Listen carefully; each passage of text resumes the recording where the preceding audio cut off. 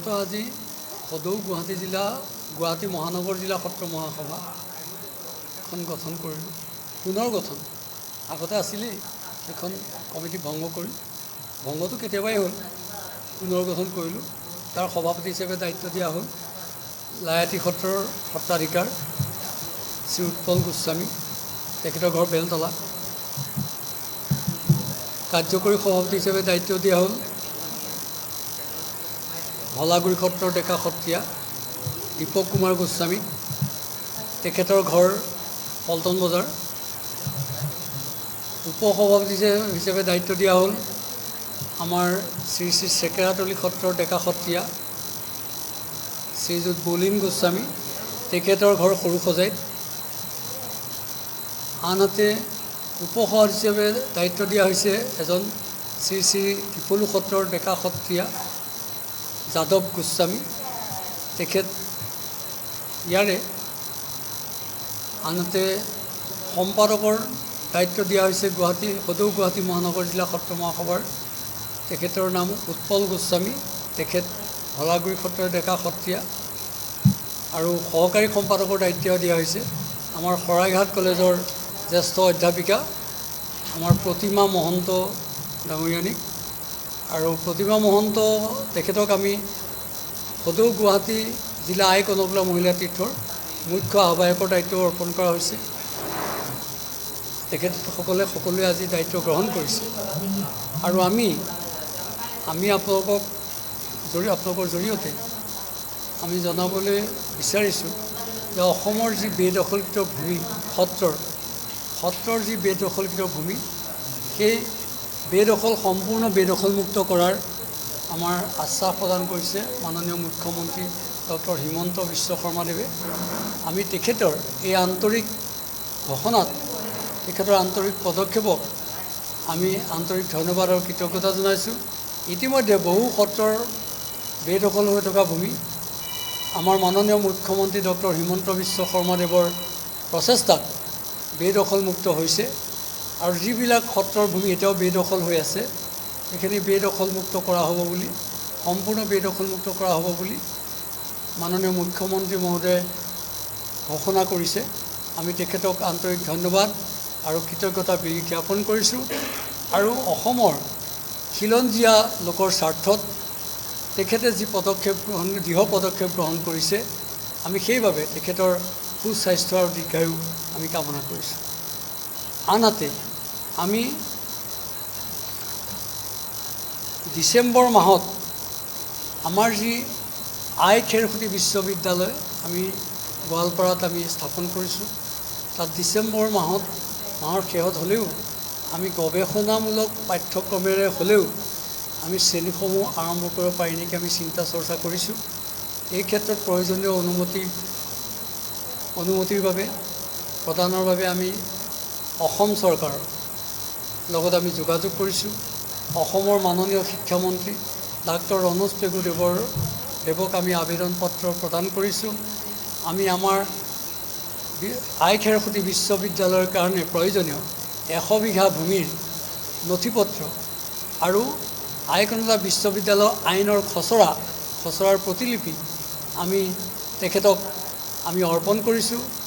মাননীয় শিক্ষামন্ত্ৰী ডাক্তৰ ৰণোজ পেগুদেৱৰ হাতত আমি অৰ্পণ কৰিছোঁ। আৰু মাননীয় শিক্ষামন্ত্ৰী মহোদয়ে আমাক এই ক্ষেত্ৰত আমাৰ বিশ্ববিদ্যালয়খন প্ৰতিষ্ঠা কৰাৰ ক্ষেত্ৰত, বিশ্ববিদ্যালয়ৰ শ্ৰেণীসমূহ আৰম্ভ কৰাৰ ক্ষেত্ৰত প্ৰয়োজনীয় সকলো ধৰণৰ সহায় সহযোগিতা আগবঢ়োৱাৰ তেখেতে আমাক আশ্বাস প্ৰদান কৰিছে। আমি তেখেতৰ এই আন্তৰিক সহায় সহযোগিতাৰ বাবে আমি তেখেতক মাননীয় শিক্ষামন্ত্ৰী ডাক্তৰ ৰণোজ পেগুদেৱক আমি আন্তৰিক ধন্যবাদ আৰু কৃতজ্ঞতা জনাইছোঁ। আৰু লগে লগে আমি অসমৰ মাননীয় মুখ্যমন্ত্ৰী ডক্টৰ হিমন্ত বিশ্ব শৰ্মাদেৱকো আমি আন্তৰিক ধন্যবাদ জ্ঞাপন কৰিছোঁ।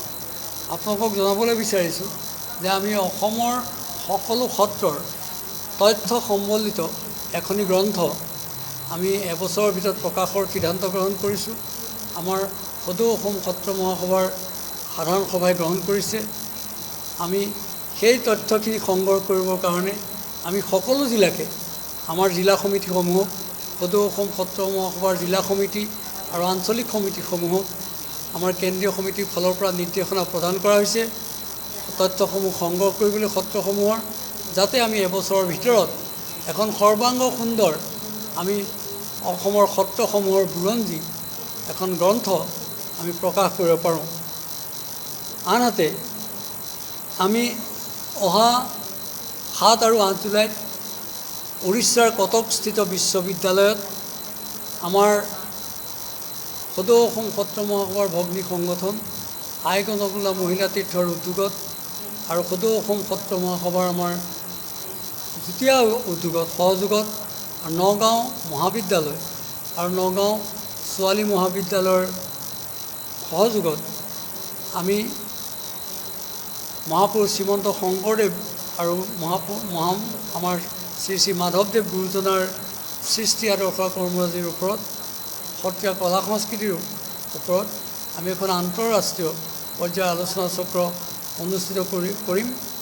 তালৈ আমি বিশ্বৰ 5খন দেশৰ 5জন গৱেষক পণ্ডিতক আমি নিমন্ত্ৰণ জনাইছোঁ আৰু উক্ত আলোচনা চক্ৰ উদ্বোধন কৰিব আমাৰ সদৌ অসম সত্ৰ মহাসভাৰ পৰম শ্ৰদ্ধাৰ উপসভাপতি, সদৌ মাজুলী জিলা সত্ৰ মহাসভাৰ সভাপতি, ঐতিহ্যমণ্ডিত শ্ৰী শ্ৰী গড়মূৰ সত্ৰৰ পৰম শ্ৰদ্ধাৰ সত্ৰাধিকাৰ শ্ৰী শ্ৰী পৰমানন্দদেৱ গোস্বামীয়ে আৰু উক্ত আলোচনা চক্ৰত যি সংস্কৃতি আমাৰ সত্ৰীয়া নৃত্য, বৰগীত, খোলবাদন আদি প্ৰদৰ্শন হ'ব, সেই সংস্কৃতি প্ৰদৰ্শন কৰিব আমাৰ গড়মূৰ সত্ৰৰ সাংস্কৃতিক দলে। আৰু সেই সাংস্কৃতিক দলক আমি আন্তৰিক ওলগ আৰু ধন্যবাদ জ্ঞাপন কৰিছোঁ। আমি সেউজ সুন্দৰ এক প্ৰদূষণমুক্ত পৰিৱেশ আমি সৃষ্টি কৰাৰ প্ৰতি লক্ষ্য ৰাখি আমি গুৱাহাটী মহানগৰীকে ধৰি আমি অসমৰ বিভিন্ন চহৰ নগৰত আমি বৃক্ষৰোপণৰ এক কাৰ্যসূচী আমি গ্ৰহণ কৰিছোঁ অহা জুলাই মাহৰ শেষত। আৰু সেই বৃক্ষসমূহ প্ৰদান কৰিব আমাৰ সদৌ শোণিতপুৰ জিলা সত্ৰ মহাসভাৰ সন্মানীয় সভাপতি শ্ৰীযুত তুলসী বৰঠাকুৰদেৱে। আমি সেইখিনি কাম আগুৱাই নিব পাৰিম বুলি ভাবিছোঁ।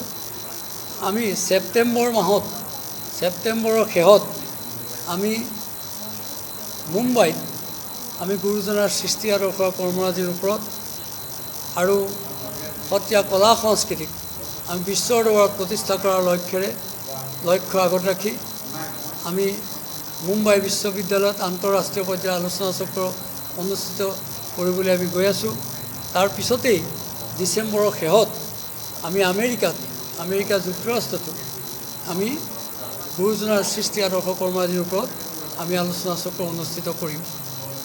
অহা আগষ্ট মাহৰ শেষত আমি শোণিতপুৰ জিলাৰ ঢেকীয়াজুলিত আমি 2025 বৰ্ষৰ যি সমন্বয়মূলক সেতুবন্ধন সমাৰোহ আমি অনুষ্ঠিত কৰাৰ সিদ্ধান্ত গ্ৰহণ কৰিছোঁ।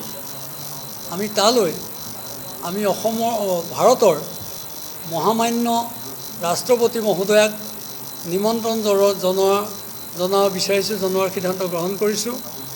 আমি আশা কৰিছোঁ যে আমাৰ আন্তৰিক নিমন্ত্ৰণ ৰক্ষা কৰি আমাৰ মহামান্য ৰাষ্ট্ৰপতি মহোদয়ে আমাৰ সেতুবন্ধন সমাৰোহত আমাৰ উপস্থিত হ'ব আৰু অসমৰ মাননীয় মুখ্যমন্ত্ৰী ডক্টৰ হিমন্ত বিশ্ব শৰ্মা দেৱকো আমি নিমন্ত্ৰণ জনোৱাৰ সিদ্ধান্ত গ্ৰহণ কৰিছোঁ। আমি অসমৰ সন্মানীয় প্ৰতিগৰাকী মন্ত্ৰী আৰু বিধায়কক আমি উক্ত সেতুবন্ধন সমাৰোহলৈ আমি নিমন্ত্ৰণ দিয়াৰ সিদ্ধান্ত গ্ৰহণ কৰিছোঁ। আৰু এই চেগতে আমি উক্ত সেতুবন্ধন সমাৰোহ আৰু উৰিষ্যাৰ কটক ইউনিভাৰ্চিটিত হ'বলগীয়া আমাৰ আন্তঃৰাষ্ট্ৰীয় পৰ্যায়ৰ আলোচনা চক্ৰলৈ পৰম শ্ৰদ্ধাৰ আপোনালোক সাংবাদিক বন্ধুসকল আৰু অসমৰ জনসাধাৰণক আমি আন্তৰিকতাৰে নিমন্ত্ৰণ জনাইছোঁ। যিকোনো খবৰৰ বাবে যোগাযোগ কৰক 7099017330 লগতে 7099017110 নম্বৰত।